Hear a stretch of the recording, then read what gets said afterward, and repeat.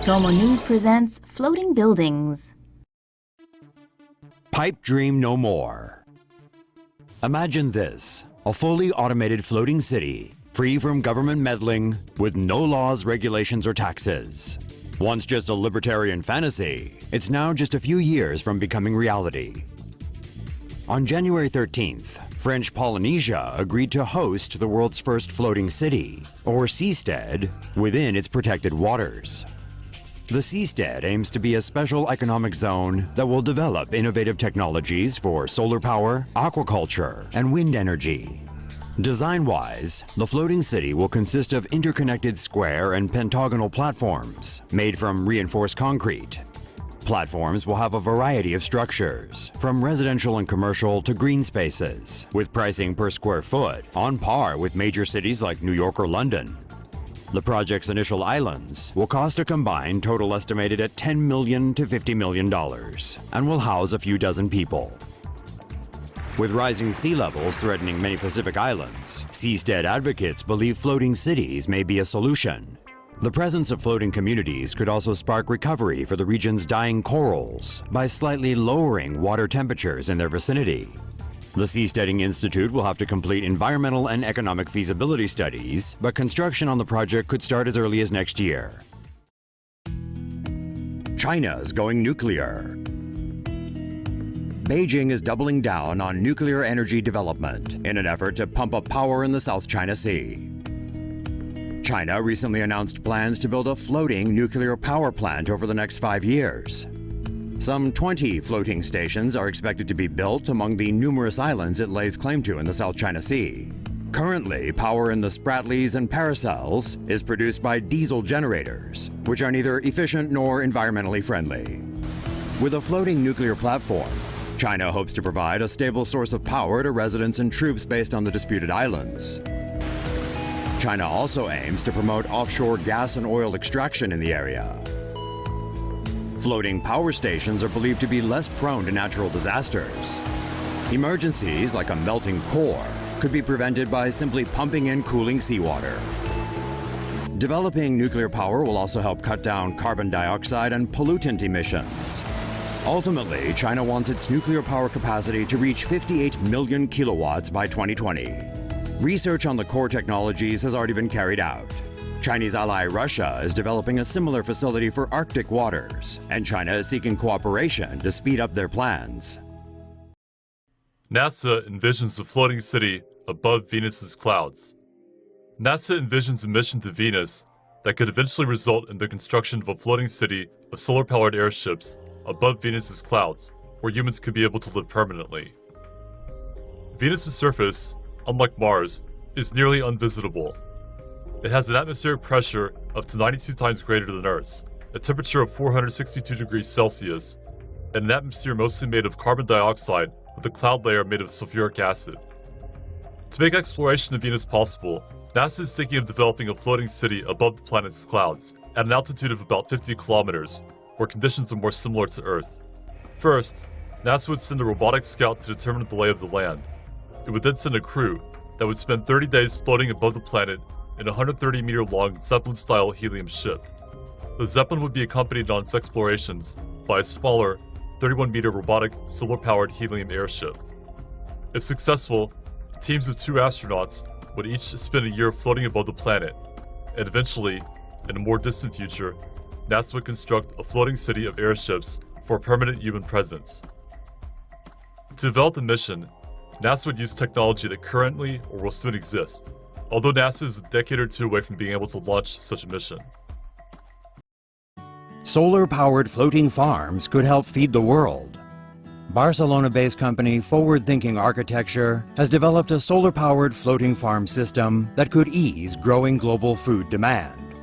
Smart Floating Farms, or SFF, was inspired by traditional grid-shaped fish farms in Asia.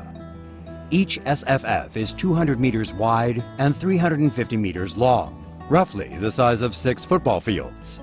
They can be connected to form a cluster of modules. Photovoltaic panels are installed on the top level to harvest sunlight for electricity, and it has rainwater collectors for irrigation purposes. Other renewable energy technologies such as micro-wind turbines may also be added. The second level is a greenhouse for the vegetables, which are grown without soil under the hydroponic system. The plants receive natural light from the skylight openings. The ground level is used as a fish farm on the open sea and features a fish egg hatchery, a slaughterhouse, and a storage room for the fish. By using farms in nearby waters as a food source, the SFF can help reduce reliance on imported food. All the modules are centrally controlled by software via cloud technology. The production data will be analyzed and can be used to make comparisons on the food needs for specific cities. Each SFF is estimated to have a maximum production of just over 8 tons of vegetables and slightly over 1.7 tons of fish per year. The floating farms are ideal for densely populated cities near coastal areas, such as Los Angeles, New York, Tokyo, Singapore, and Hong Kong. As the world's population increases, food demand is expected to increase 50% by 2030 and 70% by 2050. Someday we might live on floating islands. The Maritime Research Institute Netherlands is testing the concept of building artificial floating islands to expand the amount of livable space for the country's growing population. The islands would be made up of large floating triangles that connect to each other in a flexible fashion. The island could be 5 kilometers wide. The floating space could be used for housing and public infrastructure, and support renewable energy systems, such as wind and solar energy farms. There are many challenges to this concept. It is still unknown how the floating megastructure would withstand winds and ocean currents. Nonetheless, some believe the Dutch research is a good starting point. Floating UFO houseboat to hit waters in 2018. An Italian mini yacht manufacturer has come out with an updated design for their sleek floating villa that's set to be the home of the future. The aptly named unidentified floating object is an off-grid houseboat that's shaped like an alien flying saucer. Twin engines propel the UFO yacht, while built-in solar panels plus wind and water turbines generate electricity to sustain the vessel. The 314 square meter houseboat will be made from carbon fiber and fiberglass and have 3 levels. The upper deck will house the controls, as well as a hot tub and desk. The first level will consist of a kitchen and bathroom, while a submerged level will hold the bedroom and another bathroom. Its enormous size means the only way to transport the UFO yacht is via military helicopters. The floating home can be used amid different conditions around the world and is unsinkable even in rough seas. The external deck is customizable, and the vessel itself can be used for different purposes: a floating restaurant, gym, even a resort. The UFO yacht is expected to be available by 2018. For now, a Kickstarter campaign is underway to raise €1 million to fund the project. Floating Paris gym uses human energy to cruise down the Seine. An Italian design firm has unveiled a floating gym that can cruise down the Seine River using the power generated by gym goers. The Paris Navigation Gym is 20 meters long and can host up to 45 people. It is equipped with specially designed bikes that harness human energy. The movements generated by gym goers is transferred into energy used to propel the gym boat. The gym contains augmented reality screens inside that show users the amount of energy that has been sourced from their workouts. The gym will inhabit the river all year long, and the transparent glass can be opened during the summer season to let in the breeze. Although the gym is purely a concept for now, studies show it could be implemented in less than 18 months. Shipping containers become floating dorms for students. A Copenhagen startup has created an innovative student dormitory that floats on water. The containers are placed on top of a concrete pontoon base and stacked in 2 levels to create 12 dorm rooms.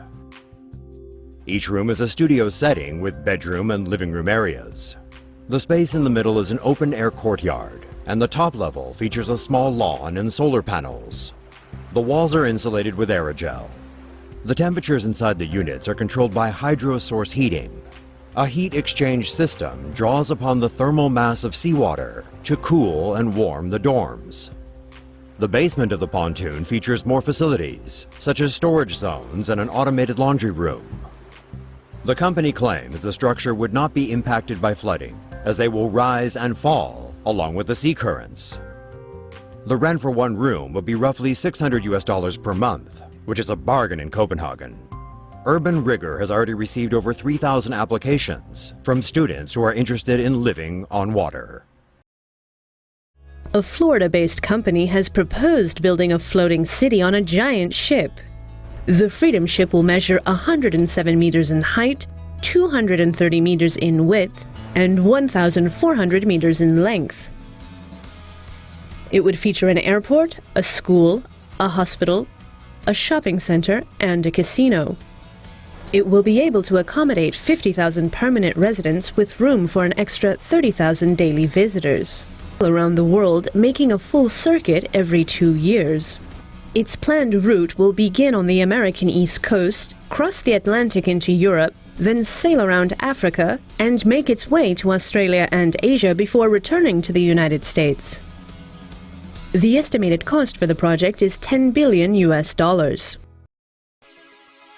Google ships are here.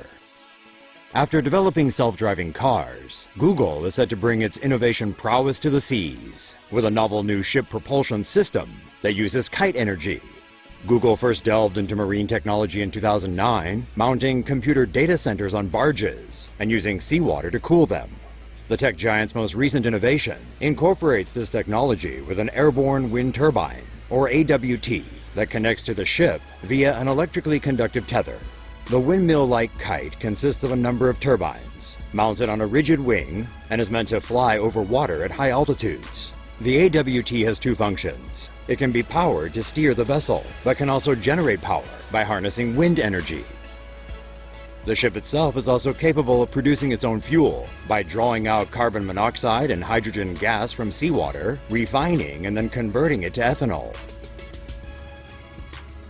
With a sustainable fuel and electricity source, moving data centers across the seas will not only be cost-effective, but also environmentally friendly. For now, Google is remaining mum on this exciting new technology, despite successfully acquiring the patent for the AWT in September.